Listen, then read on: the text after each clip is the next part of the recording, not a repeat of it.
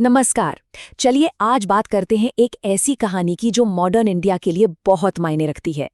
अयोध्या राम मंदिर की कहानी। ये सिर्फ एक मंदिर नहीं है, बल्कि इसके पीछे है आस्था, दशकों का संघर्ष और एक देश के बदलने की पूरी दास्तान। तो चलिए शुरू से समझते हैं। तो देखिए, जनवरी 2024 में जब इस मंदिर का उद्घाटन हुआ तो ये सिर्फ कोई लोकल खबर नहीं थी, ये एक ग्लोबल इवेंट बन गया। पूरी दुनिया की मीडिया इसे कवर कर रही थी। जरा द न्यूयॉर्क टाइम्स की इस हेडलाइन पर गौर कीजिए। ये साफ बताती है कि दुनिया की नज़रें इस पर क्यों टिकी थी और ये कितना, कह सकते हैं, बड़ा और कंट्रोवर्शियल मुद्दा रहा है। अच्छा, तो अब आज की बात को समझने के लिए हमें हमें थोड़ा पीछे चलना होगा इतिहास में, क्योंकि इस पूरे विवाद की जड़ें सदियों पुरानी हैं।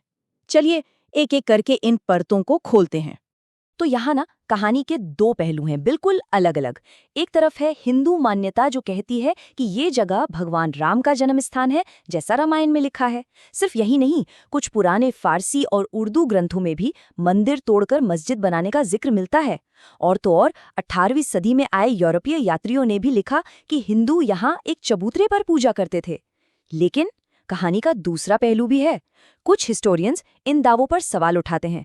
उनका कहना है कि पुराने ग्रंथों में अयोध्या का उतना जिक्र नहीं है और मंदिर गिराने की बात तो बहुत बाद में 18वीं सदी के आसपास ही सामने आई। कुछ तो यहाँ तक कहते हैं कि रामायण वाली अयोध्या शायद ये शहर है ही नहीं, बल्कि कहीं और, शायद अफगानिस्तान में थी।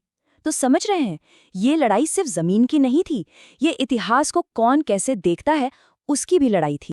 चलिए अब इतिहास से निकलकर थोड़ा नजदीक आते हैं, आधुनिक दौर में। वो दौर जब ये एक छोटा लोकल विवाद पूरे देश में एक आग की तरह फैल गया। ये टाइमलाइन देखिए, इससे पता चलता है कि कैसे हालात बिगड़ते गए। 1855 में अंग्रेजों ने बीच में एक बाड़ खड़ी कर दी, एक बंटवारा कर दिया। फिर 1949 में मस्जिद के अंदर मूर्तियां मिली और कहा गया कि वो चमत्कारिक रूप से प्रकट हुईं। बस यहीं से मामला कोर्ट कचहरी में उलझ गया। 80 के दशक में विश्व हिंदू परिषद के आंदोलन ने इसे एक बड़ा राजनीतिक मुद्दा बना दिया और फिर आया 1992, वो दिन जब बाबरी मस्जिद को गिरा दिया गया। एक ऐसा मोड़ जिसने पूरे देश को हिला दिया।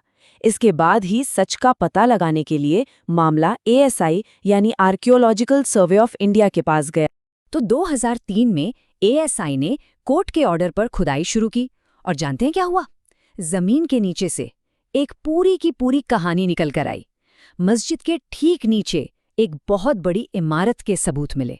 50 से ज्यादा खंभे, खंभों के नीचे हिंदू प्रतीक जैसे पूर्ण कलश, देवी देवताओं की मूर्तियां, और सबसे बड़ी बात, जो पत्थर और डिजाइन मिले वो साफ साफ एक 10वीं सदी के उत्तर भारतीय मंदिर की तरफ इशारा कर रहे थे। तो संघर्ष हुआ, खुदाई हुई और इसके बाद कहानी का अगला पड़ाव था अदालत। देखते हैं कि इस लंबे कानूनी सफर का अंत कैसे हुआ और कैसे इस भव्य मंदिर का रास्ता साफ हुआ। सालों तक केस चला और फिर 2019 में आया सुप्रीम कोर्ट का ऐतिहासिक फैसला। कोर्ट ने एक तरह से बीच का रास्ता निकाला। उन्होंने कहा कि विवादित जमीन एक ट्रस्ट को दी जाएगी जो वहां हिंदू मंदिर बनाएगा। साथ ही मुस्लिम पक्ष को मस्जिद बनाने के लिए अयोध्या में ही एक दूसरी जगह पर 5 एकड़ जमीन दी जाएगी। इस फैसले के साथ ही दशकों पुराना ये कानूनी विवाद खत्म हो गया। अच्छा, तो मंदिर बनाने के लिए जो स्टाइल चुना गया वो है नागर शैली। अब ये सिर्फ कोई आर्किटेक्चरल डिजाइन नहीं है, ये उत्तर भारत में हजारों साल से मंदिर बनाने की एक पारंपरिक शैली है। इसकी खास पहचान होती है ऊंचा प्लेटफॉर्म और एक पहाड़ जैसा दिखने वाला, जिसे शिखर कहते हैं। ये स्टाइल इस मंदिर को भारत की पुरानी सांस्कृतिक विरासत से सीधे जोड़ता है। ये मंदिर सिर्फ आस्था का ही नहीं, बल्कि इंजीनियरिंग का भी एक कमाल है। इसे चंद्रकांत सोमपुरा के परिवार ने डिजाइन किया है, जो पीढ़ियों से सोमनाथ जैसे बड़े बड़े मंदिर डिजाइन करते आ रहे हैं। और सबसे हैरान करने वाली बात, इसमें लोहा या स्टील, मतलब आयरन और स्टील का बिल्कुल भी इस्तेमाल नहीं हुआ है। पूरा मंदिर पारंपरिक तरीके से गुलाबी बलुआ पत्थर से बना है। सोचिए, 392 खंबे, सब पर बारीक नक्काशी, 44 दरवाजे, और इसे ऐसा बनाया गया है कि ये करीब 2500 साल तक। और इसकी ऊंचाई का अंदाजा लगाना है, बस एक नंबर याद रखिए, 161 फीट। ये इसके सबसे ऊंचे शिखर की हाइट है, आसमान में एक अलग ही पहचान देती है। तो ठीक है, मंदिर बन गया, उसकी बनावट की बात हो गई, पर अब जरा इसकी दीवारों से बाहर निकल कर देखते हैं कि आज के भारत के लिए इसके असल मायने क्या हैं, क्योंकि ये सिर्फ एक इमारत से कहीं ज्यादा है। देखिए, इस मंदिर को हर कोई एक ही नज़र से नहीं देखता। इसके मतलब अलग-अलग लोगों के लिए बिल्कुल अलग हैं। जो हिंदू राष्ट्रवादी हैं, उनके लिए ये सदियों के संघर्ष के बाद मिली एक जीत है, हिंदू राष्ट्र की तरफ एक कदम। राजनीतिक तौर पर देखें तो ये प्रधानमंत्री मोदी और उनकी पार्टी बीजेपी के लिए एक बहुत बड़ी कामयाबी है। वहीं दूसरी तरफ भारत के मुस्लिम समुदाय के कई लोगों के लिए ये एक अलग थलग महसूस करने का पल है, हाशिए पर होने का एक सबूत।